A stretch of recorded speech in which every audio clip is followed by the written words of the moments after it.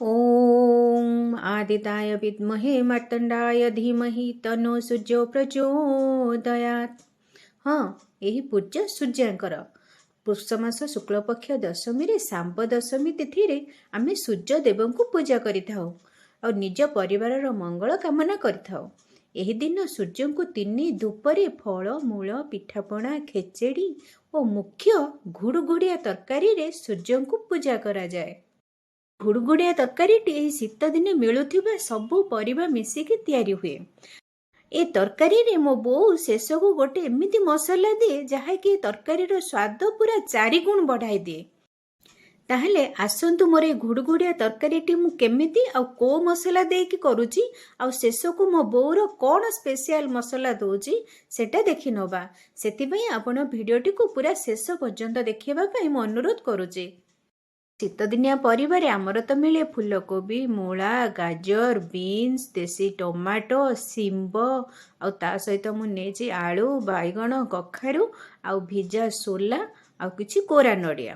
तेबे सांब दशमी सहित शिंबर कौन संपर्क मु तो कन्फ्यूज। बोऊ को पचारिले बोऊ भी कन्फ्यूज। जदि आपण माने जानिछन्ति ताहले कमेंट्स रे जणांतु सांब दशमी सहित शिंबर संपर्क कौन। आउ ये गुड़गुड़िया तरकारी पे मु मसला रे कौन नेजी देखंतु। मु एठी नेजी जीरा 1.5 चामच धनिया 1.5 चामच गोलमरिच गुजराती डालचीनी सुखिया लंका 2टी आ गोटे तेजपत्र ए सब को ना मु ग्राइंडर रे बाटिबिनी कारण ग्राइंडर रे एटा जम्मा भी बाटी हबनी। जीरा धनिया सब को मु शिल रे बाटिकी आनिबी तापर ए परिबा को सब काटिकी रेडी करिबा। एठी मु परिबा को सब इक्वल साइज रो काटी नेछि फूलकोबी को टिके बड़ बड़ साइज रो काटिछि। ता सहित बतुरा हेथिबा काबुली चना नडिया कोरा आ मु शिल रे बाटिकी रेडी करथिबा मोर मसला। एठी देखंतु मु पूरा मसला को शिल रे बाटिकी रेडी करिके रखि देछि। एबे चलंतु आमे रोसेई करबा।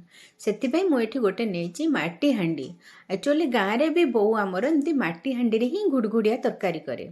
आ घुड़घुड़िया तरकारी को कौन पाई कहंती मु या परे कहबी। एबे हमर हांडीटी ताती गलानी मु एतरे नेछि 2 चामच देसी घियो। घियो हमर ताती गला परे मु एठी 1.5 चामच फुटण दे देछि। आ फुटण फुटी गला परे मु एठी नेछि 1/2 इंच रो अदा को एभली कोरिकी नेछि ग्रेटिंग करिकी नहले आपण एमती छेचिकी भी नै परिबे। मु एठी छेचा अदाटा ही तरकारी रे भलो लागे। तापरे आमे जो शिलरे बाटिकी सब मसला रेडी करिकी रखिथिले से मसला को आमे पके दबा। आ ता सहित मु पकेबे एठी 2टी कटा टमाटो। वर्तमान ए मसला और टमाटो को आमे 2 मिनिट कसेबा। आ टमाटो टिके मिंजीबा पई मु एठी एकाले लूण भी नै जाउची। एकाले टमाटो सहित आ जेतिकी हमर परिबा तरकारी पई सेति पई मु पाखापाखी 1.5 चामच लूण नेछि। आपण आपणक परिबा अनुसार स्वाद अनुसार नेबे। आ हळदी गुंड एकाले मु नै जाइछि। मसला रे त आमे लंका बाटी जे तेणु आ मु लंका देइनी। पई मसला को आमे एमती कसेबा 3 रु 4 मिनिट कसे दबा। कसे टिके जेमती हमर तेल छाड़ी आसीबो। तापरे एठी आग प्रथम आमे काबुली छोला को आमे आग पकेबा। तापरे ता सहित आमे परिबा सब गोटे गोटे पकेबा। एठी मु परिबा पकेबे भितरे मोर प्राय डेक्चिटी फुल हे आसिलानी। मु एठी परिबा सहित मु देछि एठी गोटे कप पाखापाखी पानी। तापरे शिंब बीन्स ए सब को मु ऊपर दे दोछि देकी ताको घोड़े देबी। घोड़े देला परे आम परिबाटी फुटिके टिके ना को कमी जीवो। तापरे मु फूलकोबी की ऊपर देबी।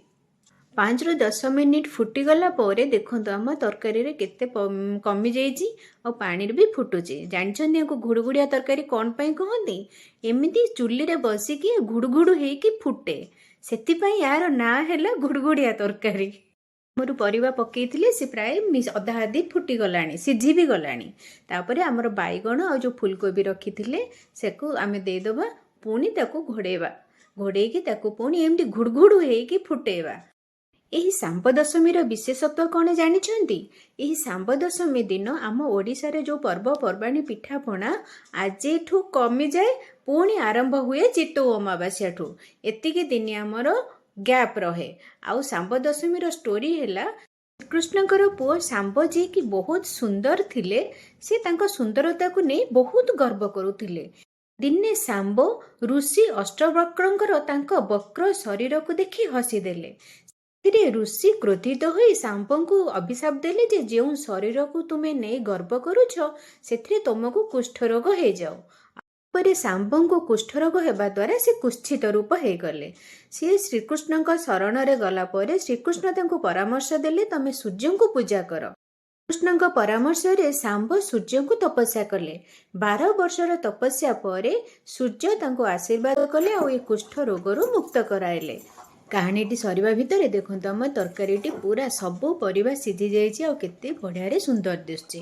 ଆଉ ମୁଁ କହିଥିଲି ନା ବୋଉ ଆମର ଗୋଟେ କ'ଣ ସ୍ପେଶିଆଲ ମସଲା ଢାଳେ, ସେଇଟା ହେଉଛି 1 ଚାମଚ ଗୁଡ଼ ଦିଏ, ଚିନି ନୁହେଁ। ଏଠି ଭୋଗ ହୁଏ ଯେହେତୁ ସେଥିପାଇଁ ଗୁଡ଼ ଦିଆ ହୁଏ। ଏଇ ଗୁଡ଼କୁ ଆମେ ତରକାରୀରେ ମିଶାଇ ଦେବା। ଥରେ ଆପଣ ମିଶାଇକି ଦେଖନ୍ତୁ ତରକାରୀଟି କେତେ ଟେଷ୍ଟ ଲାଗୁଛି। ଆଉ ଦେଖନ୍ତୁ ତରକାରୀଟି ଆମର ବଢ଼ିଆ ହେଇଯାଇଛି। ଏଠି ଏବେ ଆକୁ ଆମେ ଖାଲି ଛୁଙ୍କ ଦେବା। ମୁଁ ଗୋଟେ ତଡ଼କା ପ୍ୟାନ୍ ବସେଇ ସେଥିରେ ମୁଁ 1.5 ଚାମଚ ଦେଶୀ ଘିଅ ନେଇଛି। ତା ଦେହରେ ମୁଁ ପୁଣି ସେଇ 1.5 ଚାମଚ ଖଣ୍ଡେ ଫୁଟଣ ଆଉ 3ରୁ 4ଟି ଶୁଖିଲା ଲଙ୍କା ୟାକୁ ଛୁଙ୍କ କରିଦେବା। ଆଉ କିଛି ୟା ଦେହରେ ଦରକାର ନାହିଁ। ଏ ଫୁଟଣ ଆଉ ଶୁଖିଲା ଲଙ୍କାର ଛୁଙ୍କକୁ ଆମେ ଏଇ ଘାଣ୍ଟ ତରକାରୀର ଉପରେ ଦେଇଦେବା। ସେଦିନେ ତ ଧନିଆ ପତ୍ର ବି ବହୁତ ବଢ଼ିଆ ମିଳୁଛି। ଆଉ ଧନିଆ ପତ୍ରରୁ ମେଞ୍ଚେ ହବ କାଟିକି ଆମେ ଦେଇଦେବା ଆଉ ଏ ତରକାରୀ ସହିତ ଭଲରେ ମିଶାଇ ନେବା। ହେଇଗଲା ଆମର ଘୁଡ଼ଘୁଡ଼ିଆ ଘାଣ୍ଟ ତରକାରୀ। ଦେଖନ୍ତୁ ତ ତରକାରୀଟି କେତେ ବଢ଼ିଆ ଲାଗୁଛି। ଆଉ ବାସ୍ନା ଆପଣମାନେ ଘରେ ତିଆରି କଲେ କହିବେ ବାସ୍ନାଟା କୋଉ ଭଳି ହେଇଛି। ଏ ତ ରେଡ଼ି ହେଇଗଲା। ଚାଲନ୍ତୁ ସୂର୍ଯ୍ୟଙ୍କୁ ଭୋଗ ଲଗାଇବା। ସୂର୍ଯ୍ୟଦେବ ସମସ୍ତଙ୍କର ମଙ୍ଗଳ କରନ୍ତୁ, ସମସ୍ତଙ୍କୁ ସୁସ୍ଥରେ ରଖନ୍ତୁ।